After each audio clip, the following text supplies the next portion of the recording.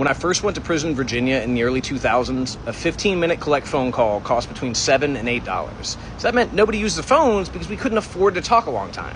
Because we had to have one, someone who was willing to accept a collect call, and two, someone who's willing and able to accept and pay for a collect call. So that meant I called my family maybe 3 or 4 times a month, because again, that adds up really quickly. And people who often come from poverty often just don't have the money to do that. So what that meant is the phones were almost never used. They were usually just sitting on the wall and nobody was using them unless it was a special event, or unless it was at one time a week or one time a month where somebody was able to check in with friends and family.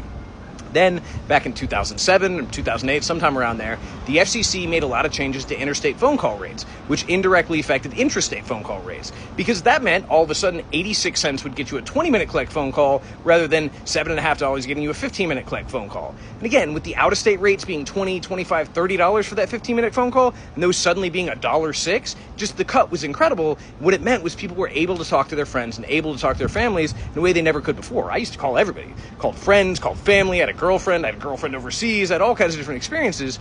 But what that meant is instead of being empty, now all of a sudden the phones were always full. Now, some places were proactive and put in more phones, but even with those, there just wasn't enough phone to go around for 86 people or 82 people in a pod, and eventually it created problems. One of their solutions to the problems and the conflict that came around the phones was, we're going to limit the number of phone calls people can make. Everybody's only allowed to make 5 20-minute phone calls a day, knowing that a lot of people still don't have anybody to call or still won't be communicating or still won't be using them, and 5 20-minute phone calls sounds like a lot. The problem is, if you call and the call drops, well, there goes your call. You don't get another one. If you call and they pick up but they're not actually able to talk, there goes your call. So there'd be days you'd have 2 or 3 of your calls that you wouldn't be able to complete.